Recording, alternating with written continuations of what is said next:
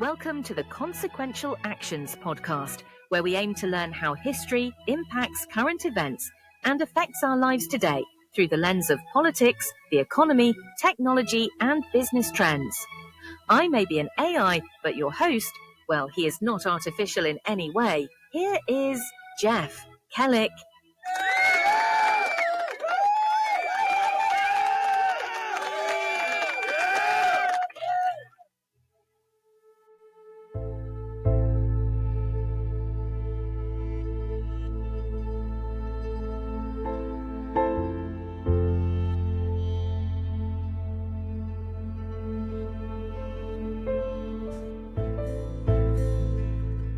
On December 25th, 2025, Christmas Day, the United States conducted airstrikes on Somalia. Most Americans did not know, most will never know. The day before, Christmas Eve, more airstrikes. The day before that, December 23rd, more airstrikes. In 2025, the United States conducted over 100 airstrikes in Somalia, more than Bush, Obama, and Biden administrations combined. There was no congressional debate. There was no declaration of war. There was no public discussion. The bombs fell, the press releases were issued, and American life continued undisturbed. How many Americans know that we have been conducting military operations in Somalia for nearly 2 decades? How many know that we have a military command, AFRICOM, dedicated to operations across the African continent? How many could locate Somalia on a map? And yet, Somalia is suddenly in the news. Not because of airstrikes, not because of our drone campaigns, not because of the undeclared war that we have been waging since 2007. Somalia is in the news because of a fraud scandal in Minnesota. The Feeding Our Future case, billions of dollars allegedly stolen from pandemic relief programs, dozens of convictions. Most of the defendants are Somali Americans, members of a community that numbers over 80,000 in the Minneapolis-St. Paul area.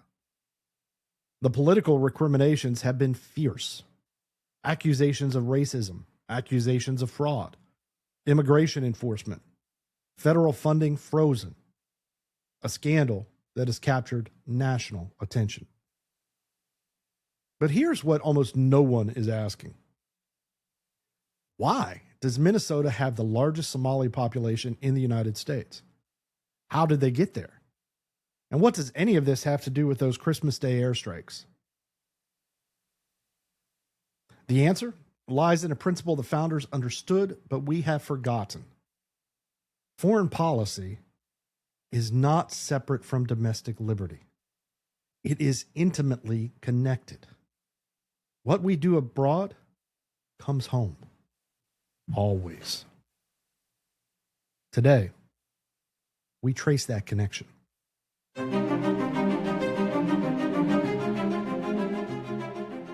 I am Jeff Kellick, and this is the Consequential Actions podcast. This is a special contemporary application episode following Chapter 1 of our series, Empire of Liberty, America's Foreign Entanglements from the Founders to the Forever Wars. Today, foreign policy comes home. Somalia refugees and the Minneapolis connection. This episode applies the founders' key insight that foreign and domestic policy cannot be separated to a case study unfolding in real time. We will trace the chain from America's undeclared war in Somalia to the fraud scandal now dominating headlines. The connections may surprise you. Now, a little behind the scenes. I have notes I put forth as I record these podcasts, and in particular on the contemporary application episodes, I remind myself with my tone that we aim to be analytical. We analyze current events in the context of this series, not partisan. Of course, we all have our preformed opinions and preconceptions as new events unfold. But hopefully what we can do here is apply our thoughts in a grounded context, principles, and understanding. Understanding of motivations, interests, even shortcomings for all of us. I tell you this because I aim to do that here, and I hope I hit the mark. But in the end, you get to be the judge of that. Thus, with that said, here we go.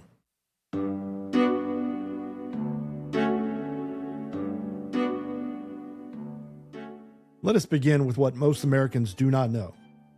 The United States has been at war in Somalia in one form or another for over 3 decades. The story begins in 1992, when President George H.W. Bush sent American troops to Somalia on a humanitarian mission.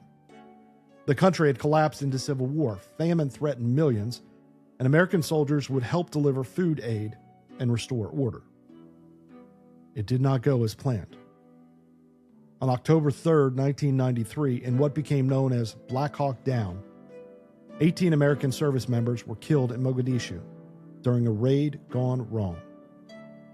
The images of an American soldier's body being dragged through the streets shocked the nation. President Clinton withdrew American forces. Somalia was abandoned to its fate. But we did not stay away for long. In 2007, the United States established Africa Command, AFRICOM, and began counterterrorism operations in Somalia targeting al-Shabaab, and which al-Shabaab is an al-Qaeda affiliated group that emerged from the chaos of that civil war. We began drone strikes, special operations raids, advise and assist missions with the Somali government forces.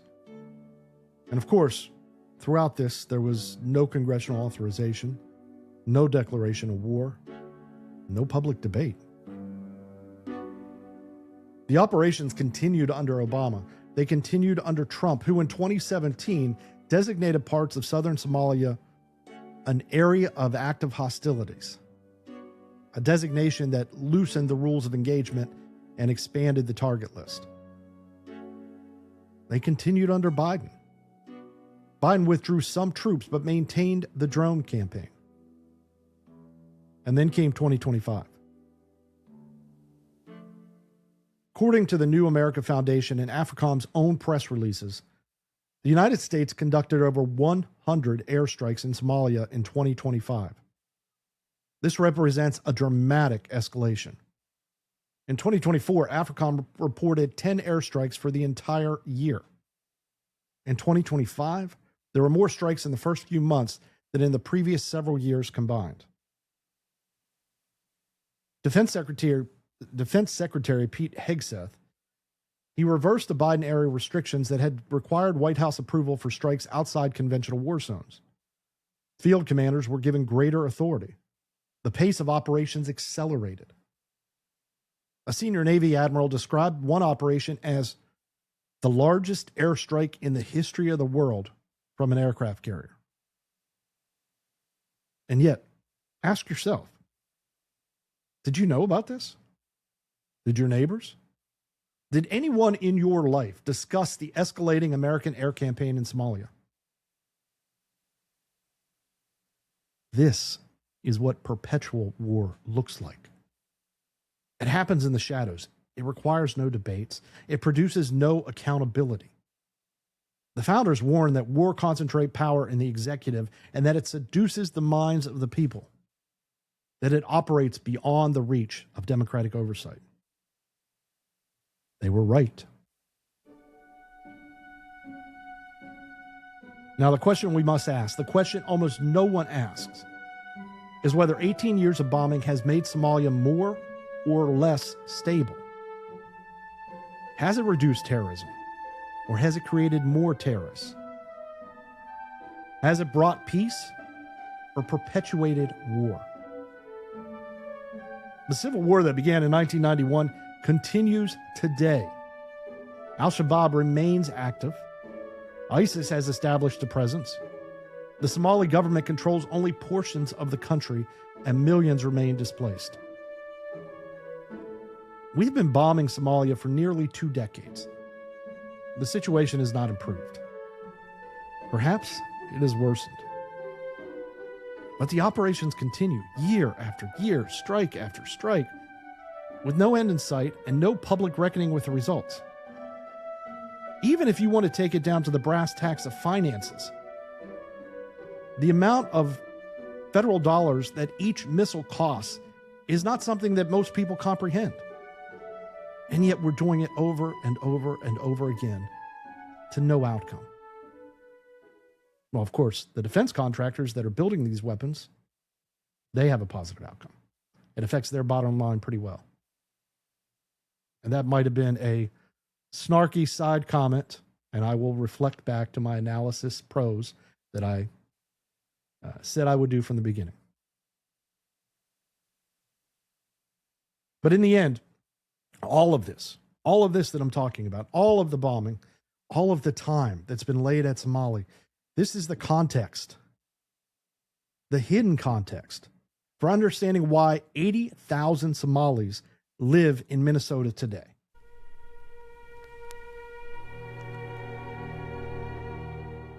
Somalia's civil war is one of the longest running conflicts in the world. It began in 1991 with the collapse of the Siad Barre regime and has never ended. 34 years of warfare, famine, displacement, and suffering. The human cost has been staggering. Hundreds of thousands dead.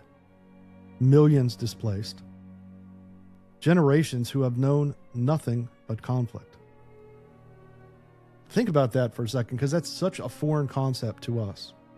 Even in the context of our 20th century history, we think of wars in the time of years.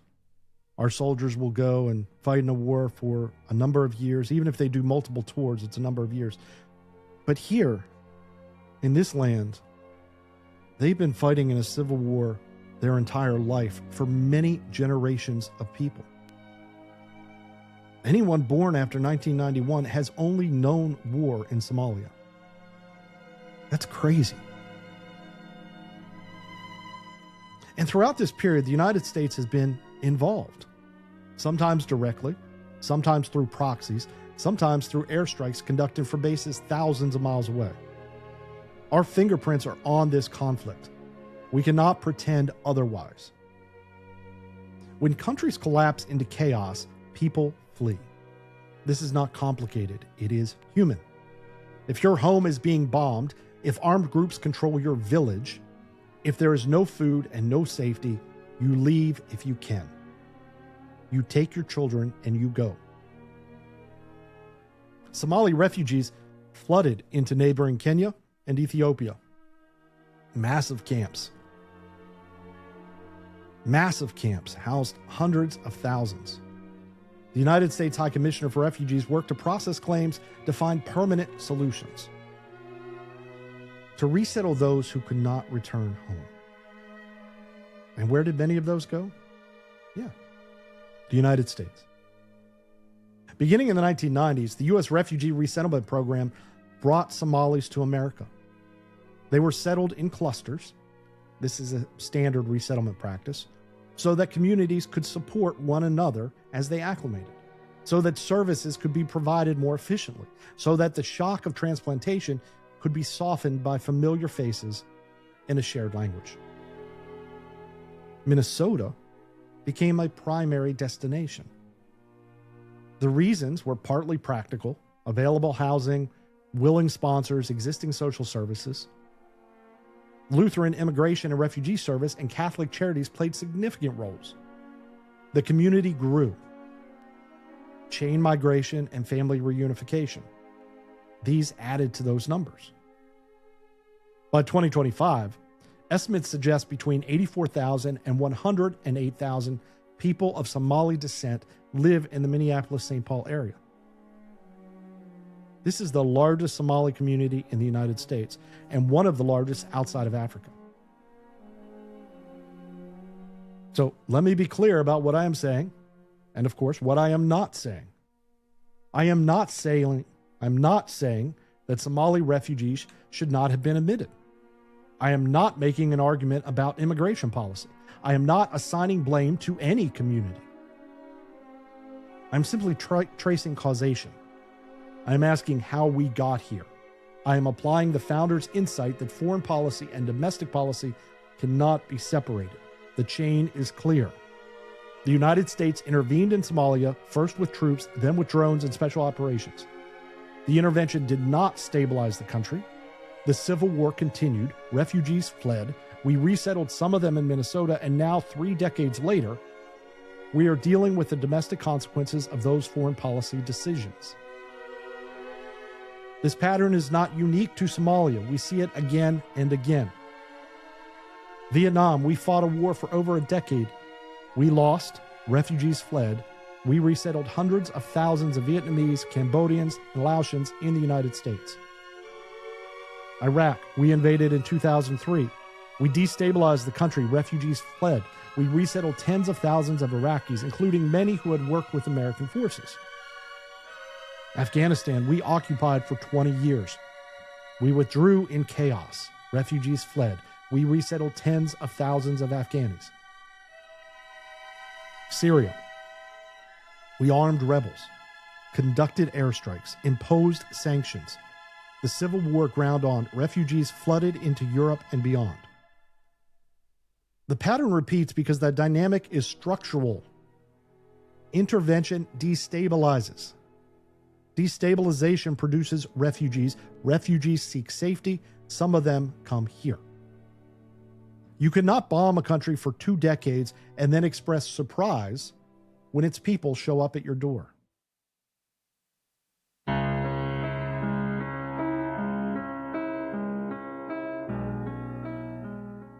Now we arrive at the scandal that captured national attention. Feeding Our Future was a Minnesota nonprofit founded in 2016. During the COVID-19 pandemic, it claimed to operate over 200 federal child nutrition program sites, serving thousands of meals to children each day. It was a fraud. According to federal prosecutors, the organization and its affiliates stole approximately $250 million, making it the largest pandemic relief fraud scheme charged in United States history. The money did not feed children. It bought luxury cars, jewelry, and property. It was wired overseas to Somalia, Kenya, and China. The founder, Amy Block, who is not a Somali, was convicted on 7 federal charges, including bribery. Dozens of others have been charged. As of late 2025, over 50 have pleaded guilty or been convicted at trial. The majority of the defendants are Somali Americans. Let me state clearly, the fraud was real. Real people committed real crimes. Real money was stolen from programs meant to feed children during a pandemic. This is not disputed. This should not be minimized. Those who committed fraud should face consequences. They are facing consequences. The former U.S. attorney who prosecuted the case, Andrew Lugar, stated, "The vast majority of the money that these folks made went to spending on luxury items for themselves." On the question of terrorism financing, which has become a politically charged allegation, Lugar was equally clear. There was never any evidence that this money went to fund terrorism, nor was there any evidence that it was the intent of the 70 people we indicted. Now, the Treasury Department is investigating possible connections to al-Shabaab. Text messaging referencing transfers to Mogadishu have been reported. But multiple federal investigators have told journalists that there is no evidence of direct funding to terrorist organizations. These are the facts as best we know them. But the scandal has expanded beyond Feeding Our Future. Federal prosecutors now allege that fraud may have infected as many as 14 Minnesota social service programs, housing assistance, autism therapy, Medicaid-funded services. One prosecutor estimated that half or more than half of the roughly $18 billion that flowed through these programs since 2018 may have been stolen. If accurate, this would represent fraud on an almost incomprehensible scale. The political response has been fierce. President Trump has seized on the scandal to target Minnesota's Somali community. He called Somali immigrants garbage who contribute nothing. He terminated temporary protected status for Somali nationals. Immigration and Customs Enforcement has conducted operations in Minneapolis specifically targeting undocumented Somalis. Federal child care funding to Minnesota has been frozen. Governor Tim Walz, the 2024 Democratic vice presidential nominee, has defended his administration's response while acknowledging that fraud occurred. He has accused the Trump administration of politicizing the issue and using vile, racist lies and slander against Somali Minnesotans. Somali Americans advocates point out that a community of over 80,000 should not be judged by the actions of a few dozen criminals. Representative Ilhar Omar has urged people not to blame an entire community for the crimes of individuals. That should be stated. It's not stated enough. When we have scandal, when we have problems in our country, the actions of individuals do not reflect the community they are involved in, the federal agency they're involved in, the police force they're involved in, the local community, the racial group, the ethnicity, the religion. Actions of individuals are the actions of individuals. Now, I want to step back from the political crossfire and ask a different set of questions. Questions that neither side seems interested in asking. Why does Minnesota have 80,000 Somalis in the first place? Because we brought them here through official refugee resettlement programs, because their country was and remains a war zone. Because they were fleeing violence the United States has been involved in directly or indirectly for over 30 years. How did the Somali community in Minnesota come to exist?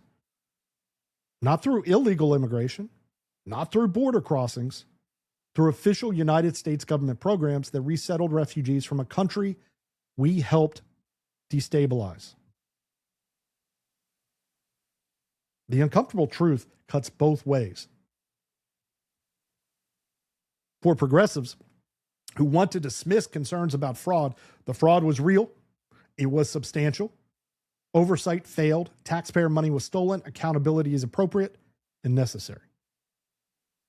For conservatives who want to blame the Somali community, that community exists in Minnesota because of American foreign policy.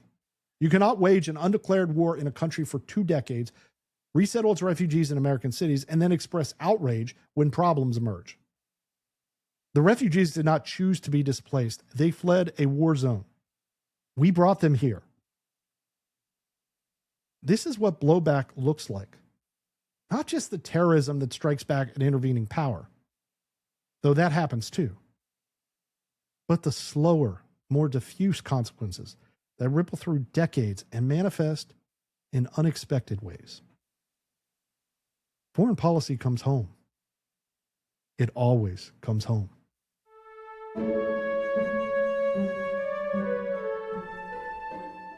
Let us return to James Madison.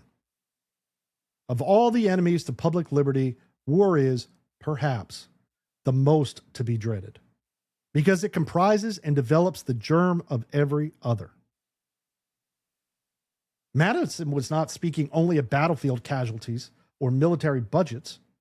He was speaking of the systemic effects of war on Republican government, the concentration of executive power, the accumulation of debt, the erosion of civil liberties, the habituation to emergency authority. And he was speaking of something else, something we see clearly in the Somali case. The way that foreign entanglements create domestic entanglements that cannot be undone. Consider the chain we have traced. The United States intervenes in Somalia. The intervention does not bring stability. The civil war continues. Al-Shabaab and ISIS emerge from the chaos. We escalate our military operations. The country remains unstable. Refugees flee. We resettle them in Minnesota. 3 decades pass. A fraud scandal erupts. Political recriminations follow. Immigration enforcement intensifies Federal funding is frozen. Communities are disrupted. And meanwhile, the airstrikes continue. Christmas Day 2025, bombs falling on Somalia. Christmas Eve, more bombs. The day before, more bombs. Over 100 strikes in a single year. Has the situation improved? Will it improve? Is there any end in sight? The founders would recognize this pattern. They warned against it explicitly. George Washington. Why quit our own to stand upon foreign ground? Why, by interweaving our destiny with that of any part of Europe, entangle our peace and prosperity in the toils of European ambition? Replace Europe with Somalia or the Middle East or Central Asia. The warning still applies. Once entangled, you cannot simply withdraw. The consequences follow you home. The refugees arrive. The blowback manifests. The domestic politics become poisoned by foreign commitments. There's another connection I want to draw, one that ties this episode to our previous series, The New Leviathan. The same surveillance apparatus built to fight terrorism abroad is deployed domestically. The same executive powers claimed for foreign operations are exercised at home. The same emergency authorities justified by foreign threats become permanent features of domestic governance. The Patriot Act was passed to fight terrorism. It is now used for drug investigations, financial crimes, and immigration enforcement. The NSA's bulk collection programs were justified by foreign intelligence needs. They captured the communication of every American. The military-industrial complex feeds on foreign wars. It shapes domestic politics. Foreign and domestic merge. The founders warned that this would happen. It has happened. Later in this series, we will examine Somalia in greater depth. We will trace the full history of American intervention from 1992 to the present. We will examine what we have achieved and what we have failed to achieve, and what alternatives might exist. We will apply the founders' framework and ask whether intervention has served American interests or undermined them. For now, I want to leave you with a question. The Minnesota fraud scandal is real. People committed crimes. They should face justice. But the Somali community in Minnesota is also real. 80,000 people, most of them law-abiding, most of them working, most of them raising families and building lives in a country that offered them refuge. They are here because their country was destroyed. We played a role in that destruction. We brought them here through official programs. And now, some politicians want to blame the entire community for the crimes of a relative few, while continuing to bomb their homeland every week. Is this just? Is this wise? Is this what the founders would have counseled? I do not think so, but I leave that question with you.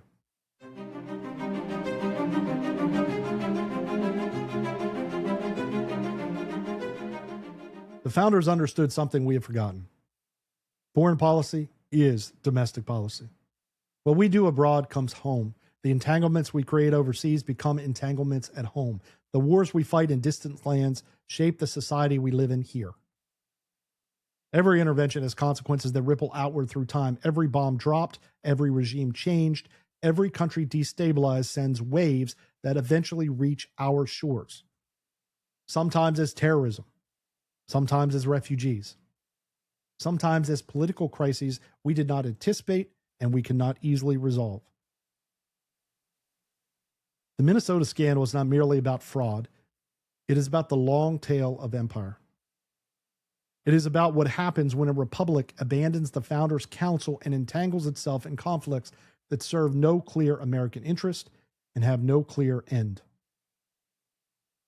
Madison warned us. Washington warned us. Jefferson warned us. We did not listen. We are living with the consequences.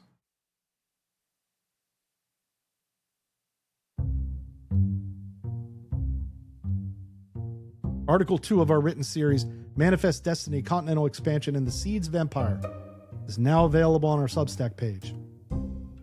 It examines whether the imperial impulse was present even before America looked beyond its shores, and what lessons continental expansion offers for understanding the overseas empire that followed. And this Saturday, we'll release a podcast episode exploring those themes in depth. The Louisiana Purchase, the Indian Wars, the Mexican-American War, and President Grover Cleveland's remarkable resistance to Hawaiian annexation.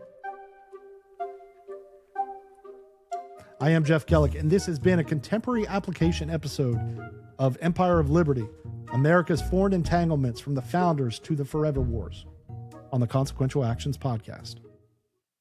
If you have found this analysis valuable, please subscribe to our Substack page at consequentialactions.com, where you'll find all written articles, including this week's piece on Manifest Destiny, as well as our previous series on the General Welfare Clause and the New Leviathan. Subscribe to our YouTube channel at Consequential Actions Podcast for video versions of all podcast episodes. And follow me on X at J. Kellick for updates, discussion, and announcements. We continue to post articles and welcome your participation. Until next time, have a great day.